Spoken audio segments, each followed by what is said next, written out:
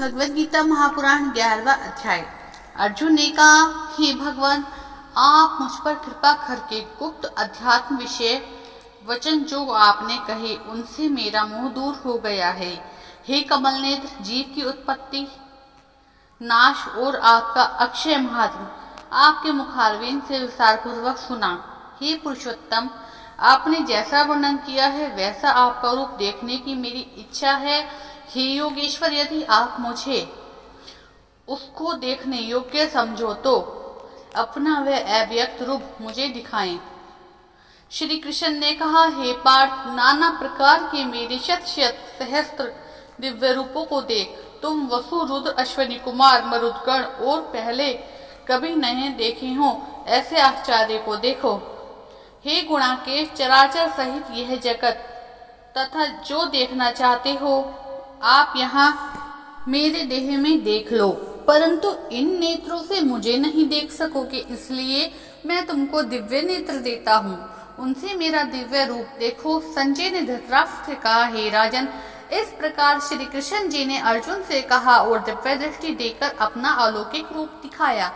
उस विश्व रूप के अनेक मुख, नेत्र और अद्भुत दृश्य थे और उसमें अनेक सुंदर सुंदर आभूषण और दिव्य आयुध सुसज्जित थे। हृदय पर दिव्य वस्त्र गंध लगे थे। उस समस्त आश्चर्य में अनंत देव के सब ओर मुख दिखाई देते थे। आकाश में यदि 1000 सूर्य की प्रभा एक साथ हो तो उस महात्मा की प्रभा की समता ना कर सकेगी। उस समय अर्जुन ने देवाधिदेव के शरीर में अनेक प्रकार के विलय हुए इस समस्त जगत को एकत्रित देखा। तब अर्जुन आश्चर्यचकित हो गए, शरीर रोमांचित हो गया। उसने शीश नवा हाथ जोड़ कहा, हे देव, तुम्हारी देह में सब और भिन्न भिन्न प्राणियों के समुदाय, कमल आसन पर बैठे हुए देवताओं के ईश, ब्रह्मा, संपूर्ण ऋषि और दिव्य सर्पों को मैं देखता हूँ। हे विश्वेश्वर, तुम्हारी अनेक भुजा, अनेक उदर, अनेक मुख और अनेक नेत्र हैं। तुम्हारा रूप अनंत है, तुम्हारे अंत या आदि को नहीं देखता, किंतु समस्त विश्व में तुम्हारा रूप देखता हूँ। तुमको किरीट युक्त गदा चक्रधारे, चारों ओर से दीप्यमान तेजो राशि अग्नि व सूर्य संप्रकाशमान दुर्निशित अपरंपार देख रहा हूँ। मेरे मत से तुम ही ब्रह्म जानने की वस्तु, विश्व के महान आधार, नित्य सनातन धर्म के रक्षक, पुराण पुरुष हो। मैं आपकी आदि, मध्य और अंत से रहित अनंत शक्ति, अनंत भुजा, चंद्र सूर्य रूपी नेत्रों वाले, अग्नि के सदृश मुख वाला, अपने तेज से इस संपूर्ण संसार को संतप्त करते हुए देख रहा हूँ। हे महात्मन, पृथ्वी और आकाश के मध्य की वह अनंत और संपूर्ण दिशाएं आपसे व्याप्त हो रही हैं। आपका यह अद्भुत और उग्र रूप देख तीनों लोग व्यथित हो रहे हैं। देवताओं के समूह तुम्हारी शरण में आ रहे हैं, उनमें कितने ही भयभीत हो हाथ जोड़ तुम्हारी प्रार्थना कर रहे हैं। महर्षि और सिद्धों के समूह स्वस्थित कहकर नाना प्रकार से तुम्हारी प्रशंसा कर रहे हैं। रुद्र, आदित्य, वसु, साध्य, विश्वदेव, अश्विनी, मारुत, गंधर्व, यक्ष, असुर, सिद्ध इनके संग विस्मित होकर आपकी ओर देख रहे हैं। अनेक नेत्र, बाहु, जंगा, पेट, कराल, दंत युक्त तुम्हारा यह विशाल रूप देखकर सब अत्यंत भयभीत हो रही हैं और मैं भी घबरा रहा हूँ। आकाश तक पहुँचे हुए प्रकाशमान, अनेक दूर तक फैलाए हुए मुख व प्रकाश वाले विशाल नेत्रयुक्त तुमको देखकर हे विष्णु, मेरा जी घबरा रहा है। मुझसे धैर्य धरा नहीं जाता और चित्त स्थिर नहीं होता। भयंकर दाढ़ों वाले और कालाग्नि के सदृश आपके मुखों को देखकर मुझे दिशाएं नहीं सूझती, मैं शांति नहीं पाता। अतः मुझ पर दया करो। धृतराष्ट्र के, दुर्योधन आदि पुत्र के साथ अनेक राजा और भीष्म, द्रोण और कर्ण हमारी ओर से मुख्य योद्धा बड़ी बड़ी दाढ़ों से युक्त आपके विकराल रूप में प्रवेश कर रहे हैं। उनमें कितने ही लोग आपके दांतों से दबकर ऐसे दिखाई देते हैं मानो उनका शरीर चूर्ण हो गया हो। जैसे नदियों की अनेक जलधाराएं समुद्र की ओर बहती हैं, वैसे ही मनुष्य लोक के वीर आपके मुख में प्रवेश कर रहे हैं। अग्नि में पतंग की तरह सब लोग भी अपने नाश के लिए आपके मुख में बड़ी तेजी से प्रवेश कर रही हैं। विष्णु, लपट निकलते हुए मुख से चारों ओर से सब वीरों को निकलकर आप जीभ चाट रही हैं। आपकी कृष्ण प्रभाएं समस्त संसार को तेजी से व्याप्त कर तृप्त हो रही हैं। यह भयंकर रूपधारी कौन है? यह मुझसे कहो। हे देवेश्वर, आपको नमस्कार है। मुझ पर प्रसन्न हो। हे जगतकर्ता आदि पुरुष, आपको जानने की मैं इच्छा रखता हूँ, क्योंकि आपकी यह वृत्ति मेरी समझ में नहीं आती है। श्री भगवान बोले, संसार का नाश करने वाला मैं उग्रकाल हूँ। सभी का संहार करने के लिए आया हूँ। तुम्हारे युद्ध न करने पर भी यह वीर जीवित नहीं रह सकेंगे। तुम उठो, शत्रुओं का संहार कर यश को लेकर इस समृद्धिशाली राज्य का भोग करो। इस स्वयं साचिन, उसको मैंने पहले ही मार रखा है। तुम केवल निमित्त मात्र हो जाओ। मेरे मारे हुए द्रोण, भीष्म, जयद्रथ, कर्ण और अनेक योद्धाओं को मारो।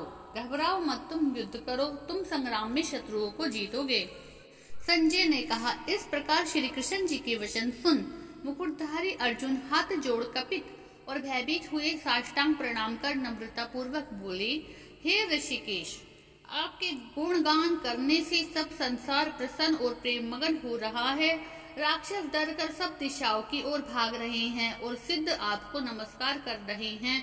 तो ठीक ही है। हे महात्मन, आप ब्रह्मा से भी श्रेष्ठ हो। आपको देवता क्यों न नमस्कार करें?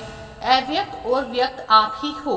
हे अनंत, आप आदि देव हो, पुरातन पुरुष हो, विश्व के परम आधार हो, ज्ञाता ज्ञेय हो, श्रेष्ठ स्थान आप ही हो।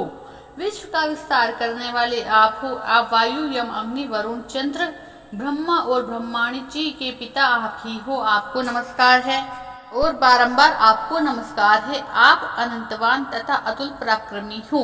आप जगत में व्याप्त हो, इसलिए सर्वरूप हो। तुम्हारी महिमा को न जानकर मैंने तुमको अपना मित्र मानकर हे कृष्ण, हे सखे, ऐसे जो तिरस्कार से कहा हो, सो प्रमाद से अथवा स्नेह से, हे अच्युत, तुमसे इन बोलों की क्षमा मांगता हूँ। जो परिहास में विहार, सोने बैठने, भोजन के समय अकेले या मित्रों के मध्य तुम्हारा अपमान किया हो, सो क्षमा करें। इस स्थावर जंगम रूप के पिता, पूज्य और महान गुरु हो। त्रिलोकी में तुम्हारे समान कोई नहीं है। तुमसे अधिक अतुल प्रभाव कहाँ से होगा? इसलिए हे ईश, तुमको सिर झुकाकर प्रणाम करता हूँ। मुझ पर कृपा करो देव।